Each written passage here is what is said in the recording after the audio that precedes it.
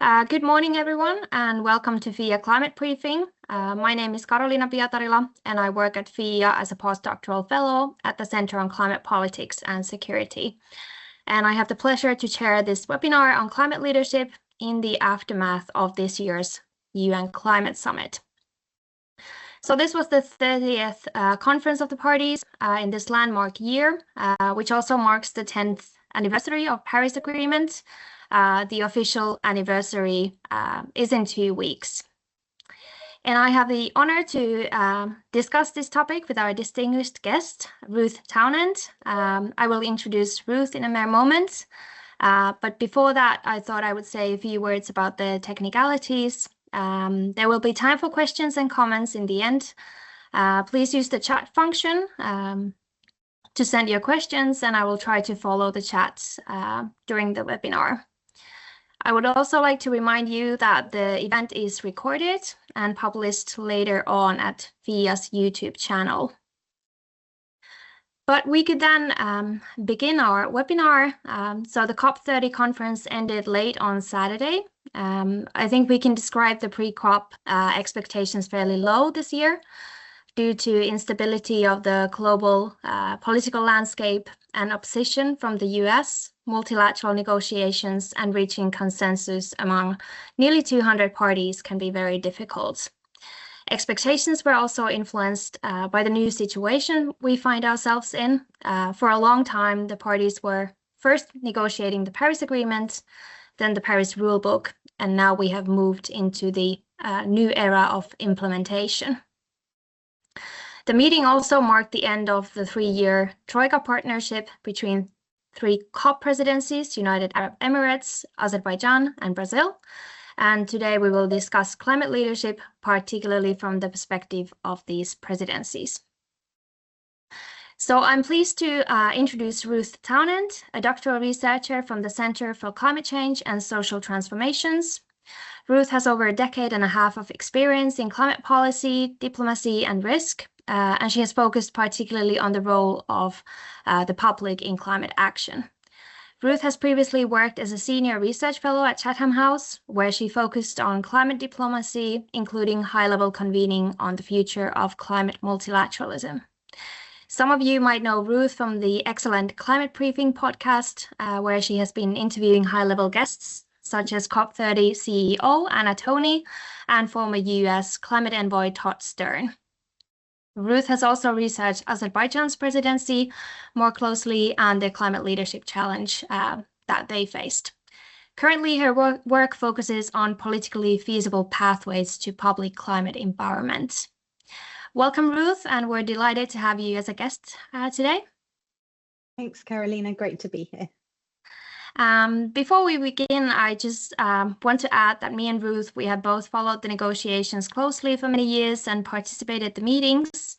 However, this year we both followed the COP remotely, and while we might have missed some corridor gossips at the venue, today we focus on the big picture. So rather than the comprehensive picture of all the outcomes, we will try to focus particularly on the role of presidencies and climate leadership. So I think we could start with climate leadership. I think the concept seems to be gaining more popularity every year, but it can be viewed from many different angles. So perhaps we could begin by our sort of framings on the topic. So how do you, Ruth, understand climate leadership, and what do you think are the challenges in identifying climate leaders? Thanks, Karoliina. Well, there are many different ways in which countries can be climate leaders, and those include both domestic, international, in trade and business, in the way that they engage their citizens. International climate leadership doesn't require countries to be perfect, but it does require them to openly acknowledge the dilemmas that they face, to name the elephants in the room in the transition process, and to engage constructively and forcefully with other countries and support those countries to do the same. So multilateral leadership particularly involves guiding or spurring different countries with different views and goals to work together through the 3 C's of cooperation, coordination, and compromise. And there are two ways to frame that challenge of climate governance at the international level. The first is as a problem of protecting the common global good of the atmosphere, and to promote collective action to prevent laggard countries from free riding on the backs of the climate action of climate leaders. But another way to frame it is of managing those conflicts between countries that will win or lose in the geopolitical and economic shakeup of climate and energy transition. So in those two framings, the Paris Agreement works in different ways. In the first framing of this kind of free rider problem, it works by fostering accountability, building transparency, and pushing countries towards ambition.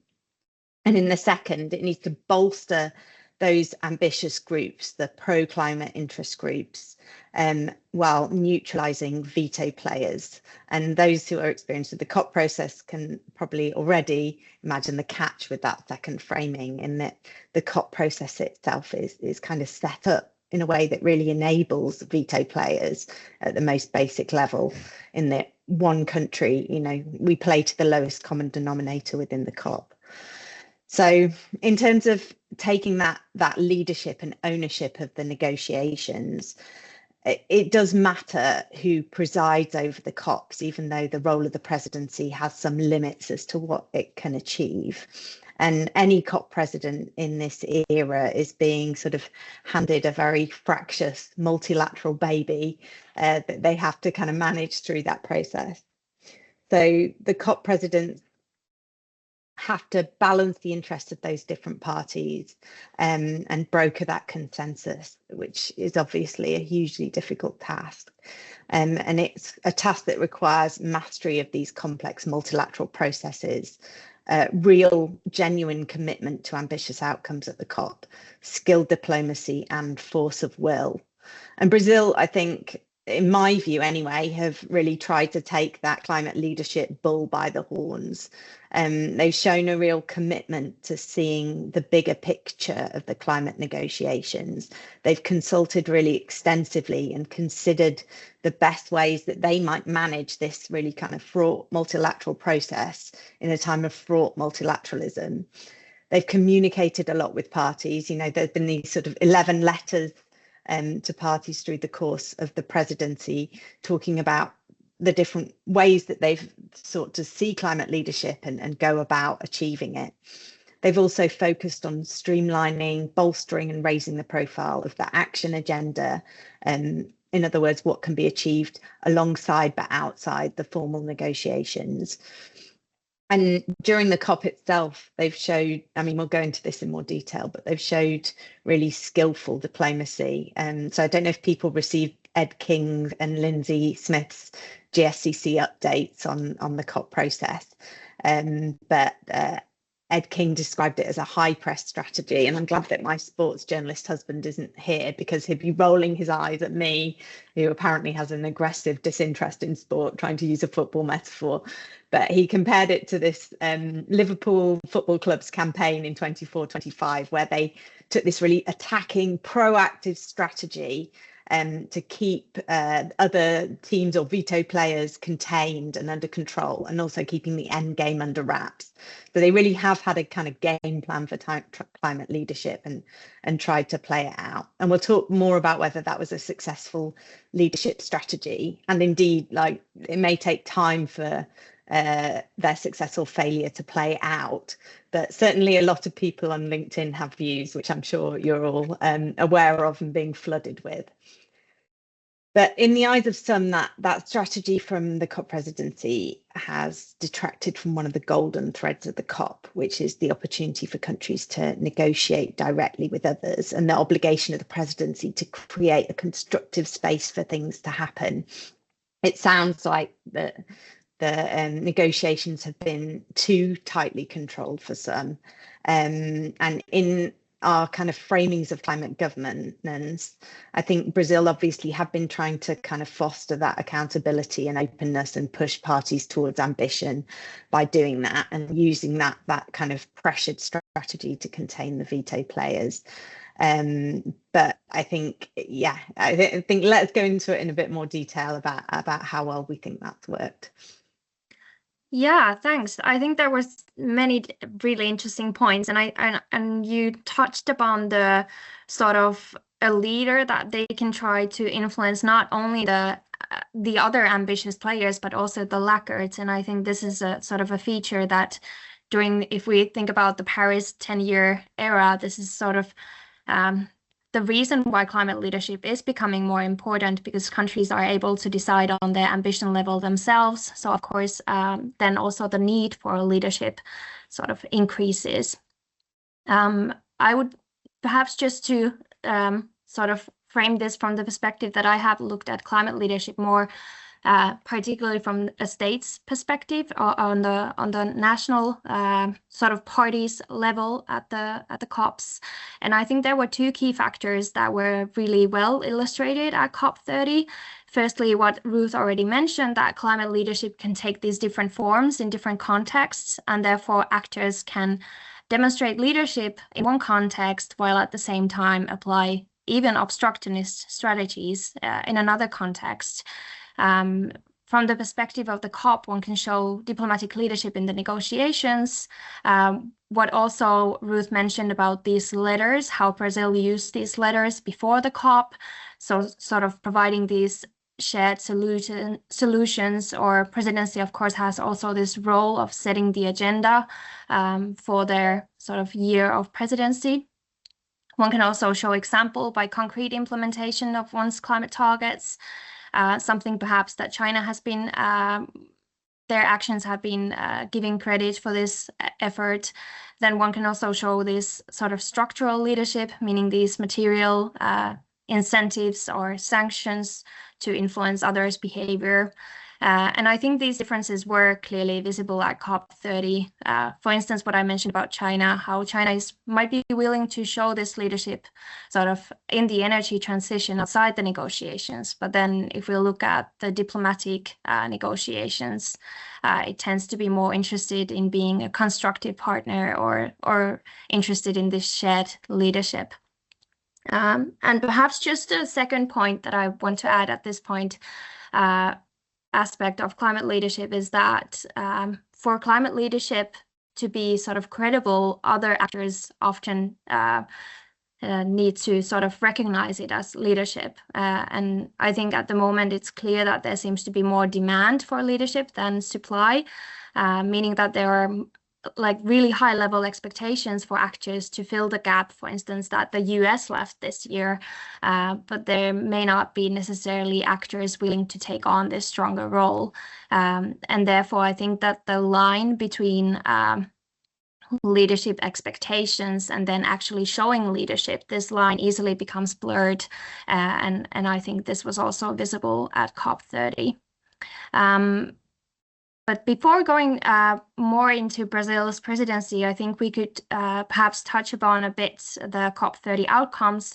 There's plenty of analysis going on about the significance of the outcomes and whether multilateralism is still alive after COP30.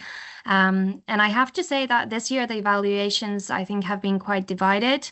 Some calling the COP outcomes disappointing from many different angles, while others believe that important steps were taken, given that the geopolitical times are rather challenging.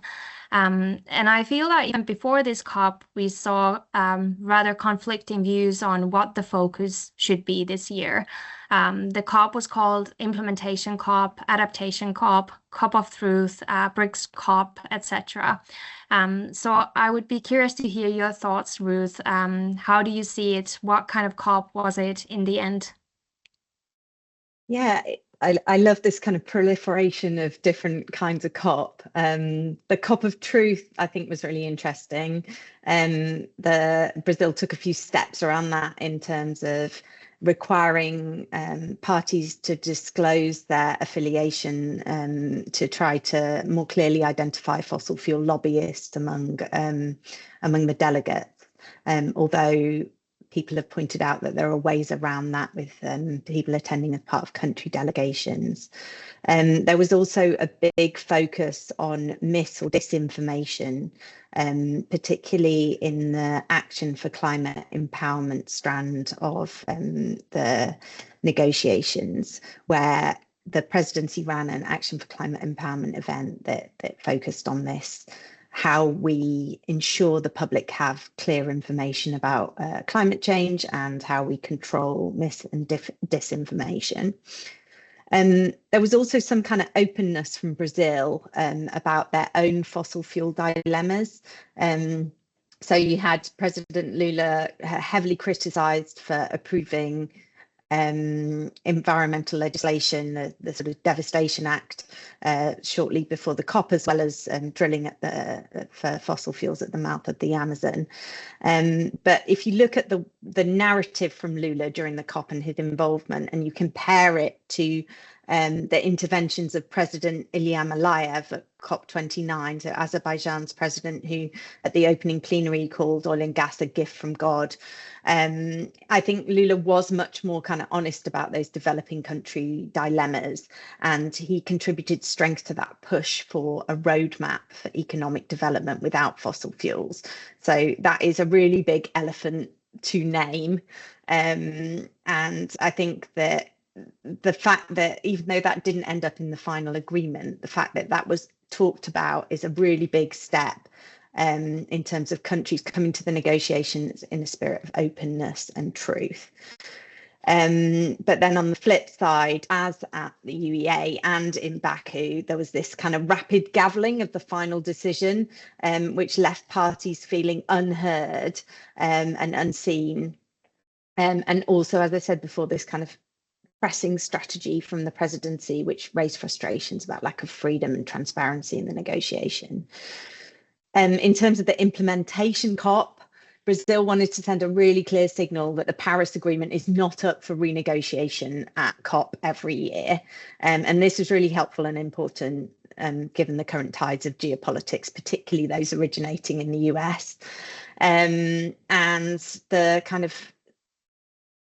within the action agenda as well, Brazil pushed that kind of implementation focus by saying that instead of sort of launching a slew of new initiatives, as previous COP presidents have tended to do, they sought to consolidate and learn from previous initiatives and dodge the creation of new initiatives within the COP. So again, focusing on implementation. It'll be interesting to see whether Turkey, as COP31 president, kind of build on or ignore that work about implementation, and we can talk about that more later. But again, there is still some involvement of the Troika going forward in this global implementation accelerator, which has been launched, which will be led by Brazil and Turkey, but also the mission to 1.5, in which a kind of unnamed Troika of Azerbaijan, Brazil and Turkey would enable ambition and implementation of NDCs and report, importantly, on what's achieved at COP31. On adaptation, there were some positive commitments. So the call for tripling of adaptation finance, although that is vague with no baseline given. And further, there was this remit for COP30 to kind of push forward the global goal on adaptation, the adaptation equivalent of mitigation to 1.5 and 2 degree temperature thresholds, like how you solidify what a well-adapted world would look like. And that was one of the most contentious moments of the COP, where transparency and truth seemed in shortest supply because there were complaints that the GGA agreement was rushed, that no means of implementation was specified, and that it was therefore unlikely that many vulnerable countries would be able to implement these kind of indicators or work towards these indicators. And again, some kind of happy gavelling from President Delago. But overall, it seemed like a survival COP to me. You know, perhaps all COPs are survival COPs, but with the US absent and the 1.5 threshold all but lost, and the emboldenment of fossil fuel interests by the US president's big bet on the fossil fuel economy, there was a growing sense of kind of, at least we came together and looked each other in the face. So Wopke Hoekstra saying that we're living through these complicated geopolitical times and there's an intrinsic value no matter how difficult to seek to come together. And he said that after the bloc decided not to oppose the final conference agreement, having previously said it couldn't accept text that didn't contain a reference to a roadmap to fossil fuel phase out. So it was a step, not a leap at this COP. And some argue that things might have gone backwards. But I think, yeah, definitely a survival COP for me. Yeah, another nice attribute for the COP, survival COP. Another one. Yeah. I have to say I agree that I think it was I would even call it quite sort of unexpected, the attention that the transition away from fossil fuels received at this COP. I know that from the outside of the process, it might sound too sort of optimistic, that I'm positively surprised that fossil fuels were discussed. But given the realistic expectations for this COP with the current geopolitics, I think it was unexpected that fossil fuels took sort of any concrete steps at this year's COP. And the COP still sort of showed that it was on the agenda, even though it wasn't sort of on the official agenda on the first days. And even though, like you mentioned, that it didn't sort of survive to the last final version of the sort of covered decision, even though Brazilian presidency said that it wasn't a covered decision, but the global multilateral text, I think it was an important effort, and one needs to remember that although 80 countries supporting the roadmap sounds quite a high figure, but there were still many countries who were clearly, that it was a sort of this red line for many parties not to accept this roadmap, and the countries that were actually supporting it were only a kind of minor share of the fossil fuel production if you look at the global levels. But another point that I still want to emphasize considering this roadmap was that I think it's also important to look at the countries that weren't supporting the roadmap and to consider their arguments there. It wasn't that they were all sort of united in opposing the idea. I think there were countries who weren't actively taking a stance towards this roadmap. There were countries who argued that this was not on the official agenda, and this COP was supposed to be about adaptation, and therefore they did not want to sort of actively push for the roadmap. And then, of course, there were these laggards who did not want to discuss the fossil fuels. Well, like I mentioned, it wasn't there in the roadmap in the end, but there was some sort of weak link to the Dubai decision about transitioning away from fossil fuels. And there was also the first time in the final text that the likely overshoot of 1.5 was mentioned. And I think that was also sort of course, not a good sign that this overshoot is likely to happen. But to some extent, it was good that they acknowledged the lack of ambition toward 1.5 in the NDCs in some ways of the outcome. Then perhaps just a few important outcomes that we could mention is the adaptation indicators. There were this set of 100 indicators supposed to be accepted at the COP. In the end, 57 was accepted, with this aim for the next 2 years that they would be sort of refined more. Then regarding the finance, that was a very difficult issue at this COP as well. I think it's a key question at COP whether it's high on the agenda or not. If you look at the past few years, there was a big group that wanted to discuss the last year's NCQJ, the new finance goal. And I think there at one point there was this really, what I consider was important effort to put the sort of the methodological questions of that target into the final text. But then these methodological language did not survive in the final version. Do you think we still did we mention all the key outcomes, or do you want to still add something, Ruth?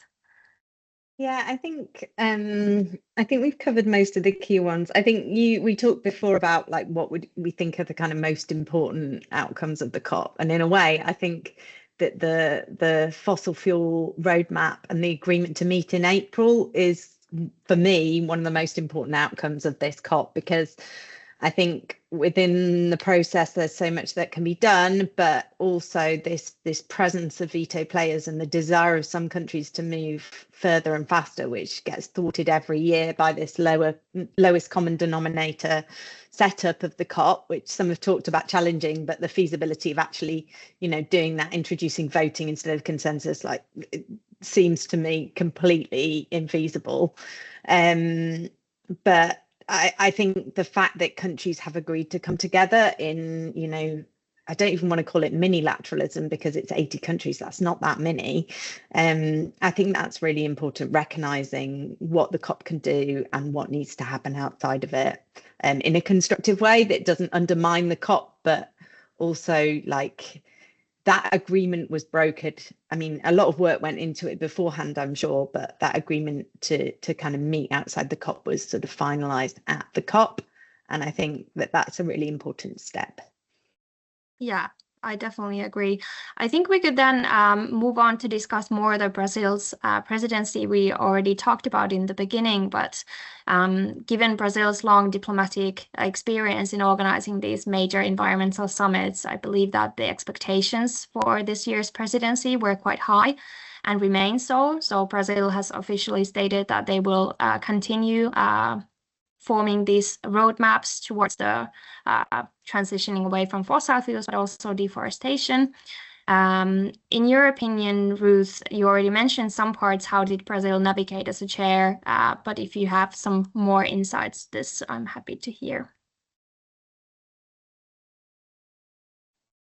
Sorry. Yeah, I think that Brazil, I mean, I've said a little bit about this already. I think that Brazil took this really kind of constructive attitude towards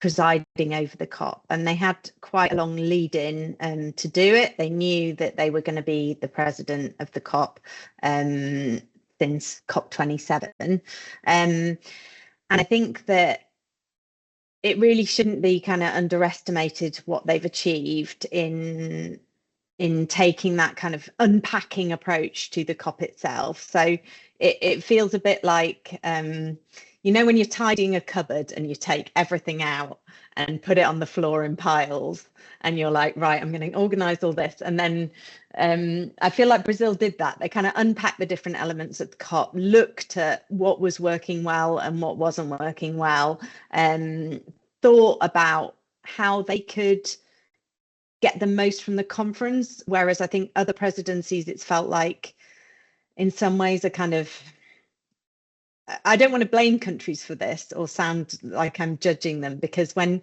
you look at the kind of information that the UNFCCC supplies to countries who are considering presiding over a COP, it very much, there's a publication that you should have a look at called How to COP, which looks at what presidencies might get from the COP, and it talks about their ability to influence and steer the negotiations, to show leadership, but also to bring advantages to their country in terms of the awareness raising of their profile and building new alliances. So I think some countries go into the COP with COP presidency with quite a self-interested approach, and I think Brazil have been selfless in a lot of ways, in that they have tried to do this job of unpacking the cupboard. And when the COP itself happened, it felt like, when your partner comes in, you're in the middle of tidying, and they're like, oh, what is this huge mess that you've created? And I think Brazil have laid some groundwork for a sort of a feasible reform of the COP process and the things that have grown up and organically and gone alongside those negotiations themselves. But I don't know how well Turkey and Australia and the Pacific, who are going to preside over COP31, will be able to move that agenda forward. And I think that one of the things in that How to Preside Over COP document is that a longer lead time is a huge advantage for a country, because there's a lot of logistical work that needs to be done to run a COP, and a lot of negotiation and diplomacy to build the relationships. And when a country has longer to do that, it can take a more ambitious approach to that leadership, and it can think about the long game, about what we are trying to achieve. So I feel like India, as the already acknowledged likely president of COP32, actually has more of a chance of continuing that work that Brazil has done than I think we're likely to see at COP31. So it's a bit up in the air at the moment, I think, what Brazil's legacy as the presidency will be. But they have definitely tried to push forward in this challenging geopolitical situation and see what we can set up for the future that will enable future COPs to achieve more than they have been able to do, and also to bolster the credibility of the COP by being honest about what it can achieve and what it can't. Yeah, I think those are excellent points, and I think the thing that you mentioned right in the beginning about this sort of balancing role of the presidency, I think this year's closing plenary was a good reminder of the sort of really delicate role of the presidency. What happens when a decision is trying to make without the full support of all nations? There were objections, points of orders in the closing plenary, and the plenary was in the end suspended for an hour. So it's a delicate sort of balance to aim for high ambition and still succeed sort of in these efforts to support multilateralism and to see that try to get all the actors committed to the process. I think we cannot discuss COP30 without mentioning the absence of the US, and there was already a question in the chat about the Trump administration being absent from COP30, and about the California governor Gavin Newsom was present, and what was his role? Did he somehow replace Trump at the meeting? And perhaps more broadly as well, we still have quite many years with the Trump administration. So how do you see the influence of this absence on the dynamics of the meeting? Well, you already mentioned, Carolina, that other countries need to kind of step up to fill the void of the US and show different levels of willingness to do so. So the EU obviously has a very proactive approach towards multilateralism and tends to show overt climate leadership at the COP, often kind of stepping in these high ambition pushes that tend to happen towards the end of a COP, but also realistically perhaps backing down when it's not possible to achieve that. So I talked about Hoekstra earlier, and saying that they couldn't accept an agreement without this roadmap in, but then backing away from it. And that has happened before with the UK as well. Saying that we can't accept X in an agreement without or with X, and then having to back down when it becomes clear that that's not going to be possible. I mean, and there's only so many times you can make that play, I think. So countries need to be a bit careful with that sort of climate leadership. But I think, China is kind of the converse of that. So as you said, Carolina, the heavy investment in the transition, placing all its kind of economic chips on renewables, but it tends to kind of underperform at the COP, to be quite low key and quiet, to avoid side agreements and over promising, and to kind of set itself easier targets that it can deliver. I think there were concerns that the US, if it came to the COP, would act as a spoiler, as it had at the International Maritime Organization negotiations and at the Global Plastics Treaty, but it seems to have delegated that task. So we had Saudi Arabia and Russia visiting Washington during the COP itself. And Saudi Arabia, obviously very experienced in blocking at the COP, something that has been really well documented by Joanna de Pledge and other people's work. And also last year at COP29, nearly crashing the COP when those texts came out that had been directly edited by Saudi Arabia, those final decision texts that had kind of track changes from Saudi Arabia in them, when normally no country is allowed to directly edit the decision text. So Saudi Arabia did take on that spoiler role. Argentina also kind of dabbled in it. And we saw this kind of emboldenment of countries being very upfront about their fossil fuel interests rather than keeping those kind of as undercurrents. And Oliver Millman in The Guardian labelled this as a kind of axis of obstruction. And petrostates versus electrostates, which I think are really kind of interesting ideas to think with. But yeah, the kind of, we are still in movement from the US of the non-federal actors and Gavin Newman. I think, again, this is a shift that the Brazil presidency tried to support, that local leaders can often achieve more than national leaders, and sometimes things need to come from bottom up. But as with other things that the Brazil presidency tried to achieve, it's important to remember that the multilateral negotiations are national government to national government negotiations in most cases, obviously with the EU and the Holy See being exceptions to that. But that is their main core purpose. Some things they can achieve, some things they can't, but I feel cautious about this push to kind of broaden the remit of COP. I think that you can't delegate that leadership to others. You still need to push to go as far as you can, and then it needs to be things that happen in addition to COP, not the kind of undermining of the COP itself by broadening that base of responsibility for a successful COP outcome.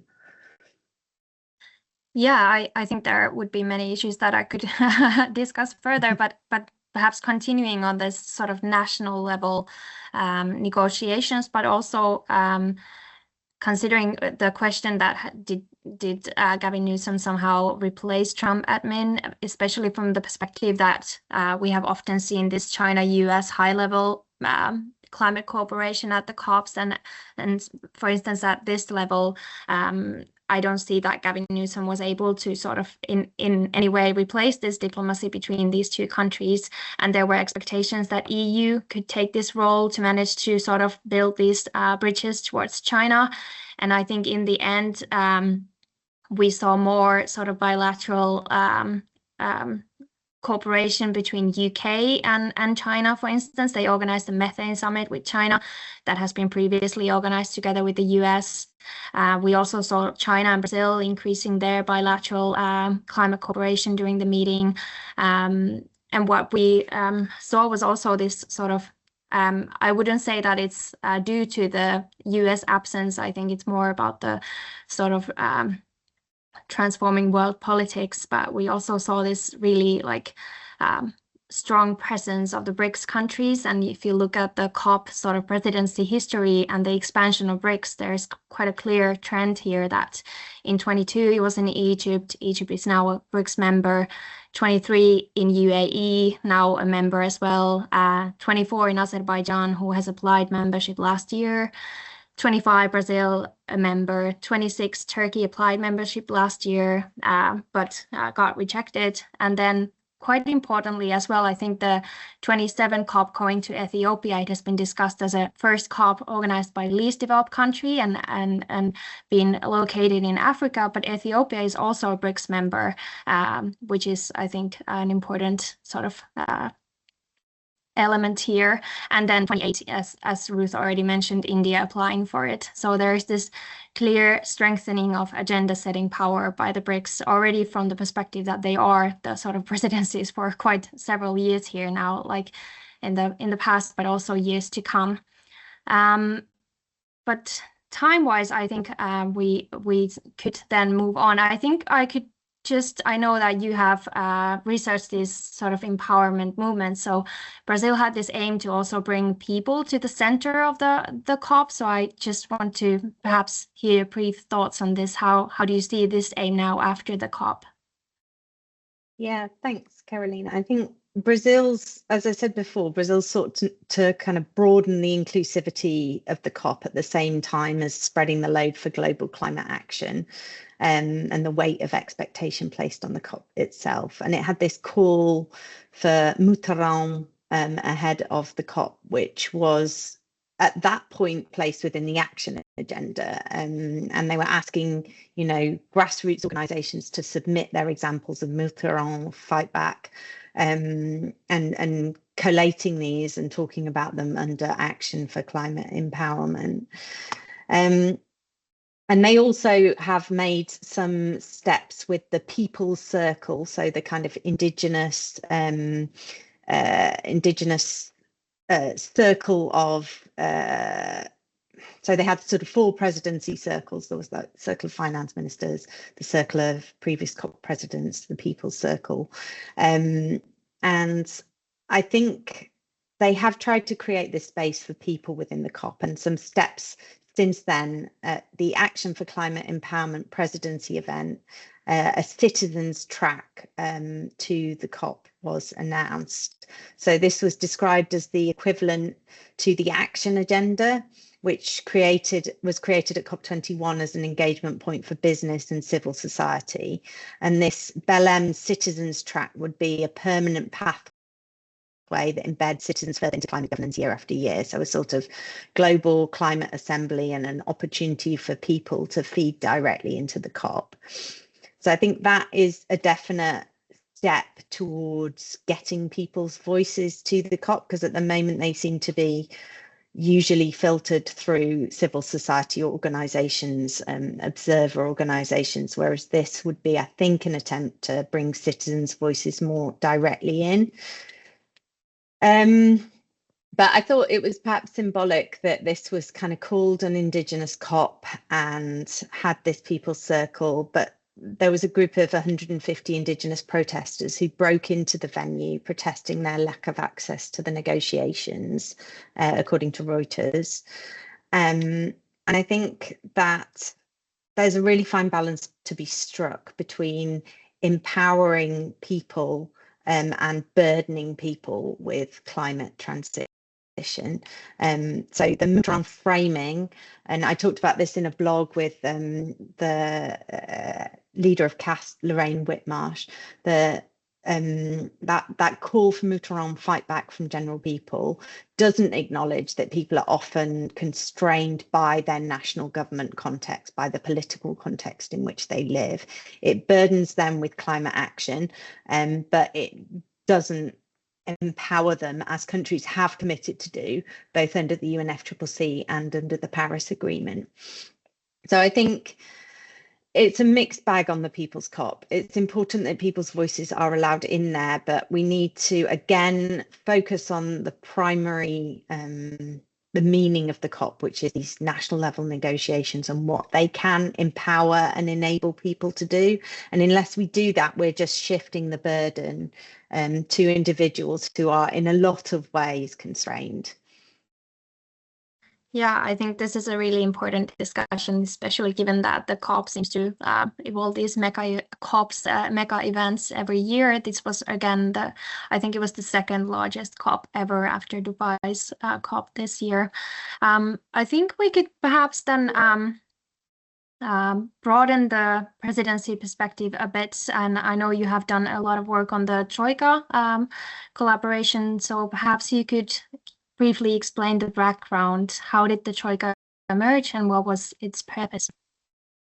Thanks. Yeah, so in the wake of the global stocktake, the report card on the Paris Agreement, evidencing that global climate action was deeply inadequate ahead of COP28, this troika of the COP28, COP29 and 30 presidents was framed by those presidencies and the UNFCCC Secretariat as a kind of 3-step process, with COP28 setting the direction in response to the report card, COP29 supposedly lining up the finance to deliver a change of direction, and then the commitment happening at COP30 in Brazil with the new 1.5 aligned NDCs. And this kind of troika of presidencies was originally proposed as one of the proposals for COP reform, that the troika could be this kind of rolling, formalized agreement between 3 presidencies, the past, present and future presidencies, that would help kind of support through fundamentally, crazy setup of the presidency changing every year and a country having to kind of upskill in all of the aspects of the COP and then lead these hugely complex negotiations. And that Troika process is supposed to kind of ease that and support countries. And the rolling Troika idea, I think, is a really interesting and sound one. But in practice, what happened was that the UEA, Azerbaijan, Brazil formed a single kind of crystallized troika around this roadmap to mission 1.5, and that rolling element, some signals that might be taking shape, but haven't formally. And as troika members, the UEA and Azerbaijan, as well as Brazil, were meant to share responsibility for COP30. Now, that's interesting in that collectively the Troika members produce more oil than any single country other than the US, Russia and Saudi Arabia, meaning that they've got really uncertain incentives to phase out fossil fuels. And we argued in our report on Azerbaijan's climate leadership challenge that the Troika had an opportunity to be open about the geopolitical challenges of the energy transition. And I think that Brazil have kind of like, I don't think that was achieved really at the UAE or in Azerbaijan. But I think Brazil, as I said before, with Lula kind of being really upfront about those challenges and with this possibility of a roadmap developing alongside the COP, I think that maybe they have actually achieved that, of bringing that difficulty of transition more out into the open. So yeah, I think that the kind of Troika arrangement, it didn't get set up in quite the way that people originally envisaged it, and it really doesn't seem that Azerbaijan particularly has kind of been particularly active in that Troika arrangement, but it definitely has shifted things a little bit, I think, and in terms of kind of coordinating efforts and bringing about continuity and showing leadership, it's, I think, enabled Brazil to have that long view that I talked about before, of seeing the UEA, seeing Azerbaijan, UAE, I'm always mixing up that acronym, and Azerbaijan as leaders, and considering what they might want to bring to the presidency from a more insider point of view.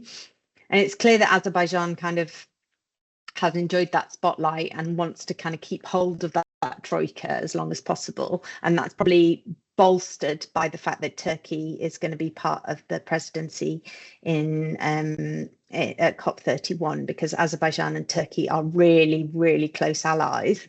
And so they could have sort of been talking about how they have responsibility in Azerbaijani media for the Global Implementation Accelerator, which is really interesting because that's not actually what it says in the Mutteran agreement. It says that Brazil and Turkey will take responsibility for that, but they will take responsibility for this Belém mission to 1.5, so enabling ambition and implementation of NDCs and national adaptation plans, which again is a really interesting thing in that Azerbaijan only just submitted their NDC right before the COP, and they had promised that they would sort of lead with an ambitious NDC, and then that just really took time to materialize. So I don't know how much they'll be able to bring to that Belém mission to 1.5. I'll be interested to watch it, but it has, I think, surfaced this idea of collaboration between presidencies, and that I think Brazil are going to take forward in that kind of circle of presidencies initiative, which was one of the things I mentioned before.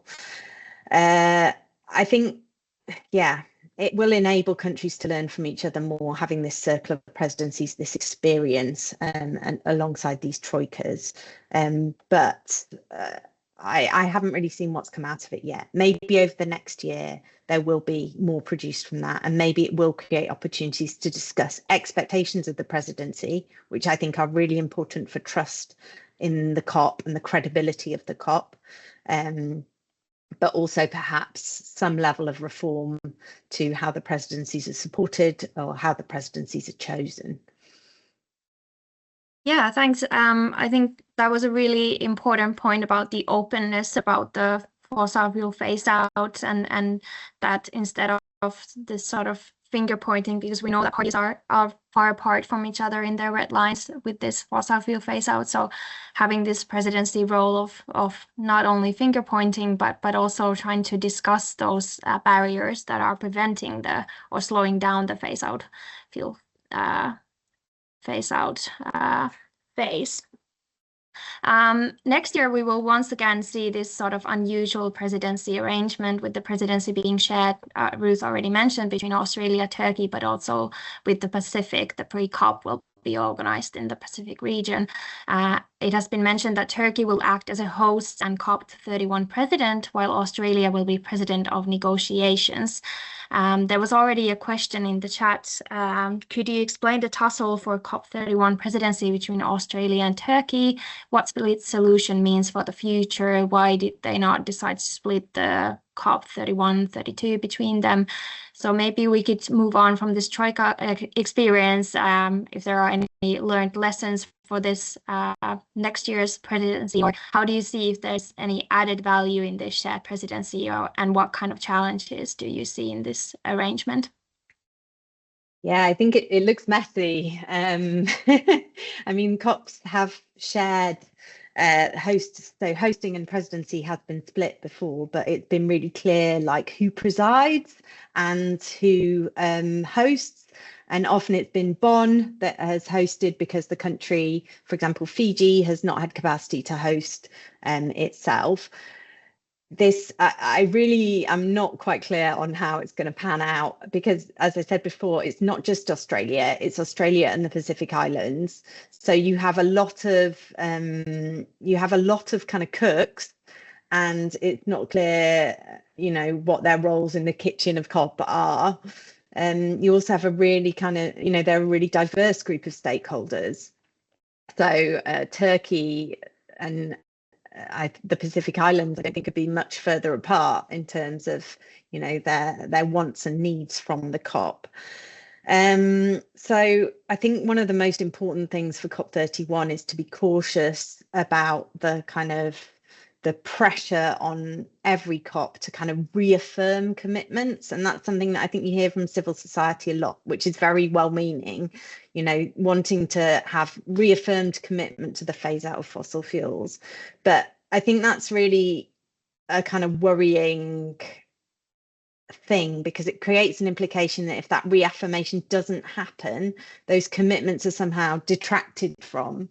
So the message I want to kind of take forward from those who are kind of speaking to the presidency for COP31 is that what's agreed is agreed, what's done is done, and following the science and using the process where you can, and working beyond that process where you can't, how can we move furthest and fastest from here? Yeah, I think that's a really important message, that somehow that it gets sort of blurred during the COPs, that there should be sort of this reaffirmation, for instance, with the 1.5 goal, even though it is the language of the Paris Agreement, and it is there, even though it wouldn't be reaffirmed every year. The same thing goes with the fossil fuels, like you mentioned. I think with this presidency arrangements, I think there is precisely this sort of added value of having these different type of actors. We definitely need more sort of these bridge building alliances at the COPs, and I think there we could see potential for these different type of actors, one emerging country, then one country from global north, and then a really vulnerable region, that they could sort of have this bridge building coalition or alliance there. But then, as we saw this year, the presidency role is getting increasingly difficult, and the time is a really crucial resource during those COPs. And I think here is also the challenge for the COP, that how does it work in practice? What happens in those final hours, especially during the final 2 days? I think the time is so crucial that if time is spent to coordinate stances between these presidency candidates, then of course it's going to be a challenging task. Perhaps just to answer a bit more to the question of why did they not split the COP31, 32 between them? And this is the rotating presidency, so it always comes from different sort of party groupings. And next year was the turn for the Western Europe and other countries. So therefore, there were two, Turkey and Australia, who wanted to have their COP, and therefore they had to be chosen one from this group. And then the next year, the COP will be was supposed to be located in the African region, and therefore Ethiopia will be the chair for COP31, 32, sorry. Yeah, I still have so many questions left for you, Ruth, but maybe we could then take a bit more questions from the chat as well. We've already taken a few, but there's also a question of what role will COP meetings play in the future, given the existence of other platforms that advance significant economic actions to address climate crisis, such as new and ambitious tax solutions. I think we already mentioned some issues about the role of COPs, but if you have something to add, Ruth, go ahead. Yeah, I think it's the extent to which countries value the COP is really clear when criticisms of the COP come out. I think it is a once a year, I mean, obviously there's Bonn, the kind of international COPs, but it's a once a year point at which a lot of press focus, a lot of global attention and public focus turns to the state of global climate action. And this is obviously a global problem. And I think while we do need things alongside the COP to push further and faster, it is still important that we kind of show our colours on climate in a public forum, and that people do get that opportunity to negotiate. I think, as I said, one of the kind of frustrations at COP this year was that parties didn't necessarily get that face-to-face time to negotiate. It was often mediated through the presidency and controlled tightly by the presidency. So I think that accepting what can be achieved in the negotiations and pushing as far as possible is really important. I think efforts at COP reform need to be realistic. So this kind of push to introduce voting rules, like anything agreed at COP, because of the way it is set up, has to be by unanimous consensus. So if countries aren't interested in weakening their veto player status, and why would they be? If they're veto players, then it's just incredibly hard to see how that would ever be passed. You know, the parties to the UNFCCC own the negotiations. No one else does. So they are going to have to kind of come together for COP reform if COP reform is going to happen. So I think what Brazil has done in streamlining and thinking and packing those different elements of the COP is really important, not least in protecting the reputation of the COP as this moment of global attention.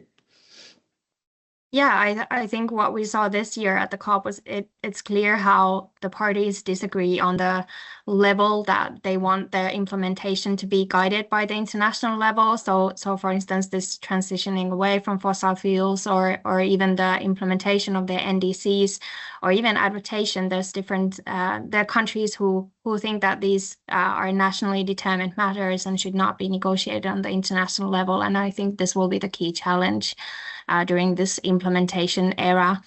And I think what we already sort of saw this shift towards the COP outcomes, meaning that these roadmaps that are now going to be developed by the Brazilian presidency, that we might have to accept that the process that everybody's not willing to move at the same pace. So some actors will have to move first, sort of, and take concrete steps, even though not everybody would be committed to these changes.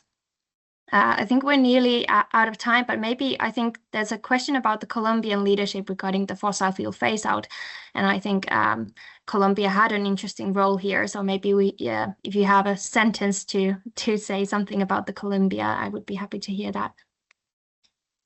Yeah, I think Colombia has shown climate leadership in a lot of ways, through its membership of the Beyond Oil and Gas Alliance, and through its outspoken force around the other conventions of the parties around nature and biodiversity. I think the significance of starting these discussions outside the UN diplomatic setting, I think Carolina voiced it really well, that some countries are willing to move further and faster, and they should be able to shine as climate leaders. They should be able to inspire, to lead, to convene countries to work together, and not all countries need to be part of that. Some may pave the road and others may tread it afterwards or choose not to, but we shouldn't constrain that ambition by trying to keep everything within the COP when it could thrive and flourish more outside of that process. Yeah, really good points, and I think Colombia has been for many sort of a reason for hope, our inspiration this year, but also in earlier years, because they are a country who has this dependency on fossil fuels, and they are still sort of a strong advocate for this fossil fuel phase out, and had an important role at this COP as well. So I think it's an sort of an inspiring example of climate leadership. Also, climate leadership coming from the global South country. I'm sorry to say that we have run out of time, but I want to thank all the members of the audience for your questions. I'm happy that we could answer a few of them. There were some that we didn't have time, but maybe we'll come back to those later on. So I want to thank our active audience, but also Ruth, thank you so much for taking the time and evaluating the climate leadership in the aftermath of COP30.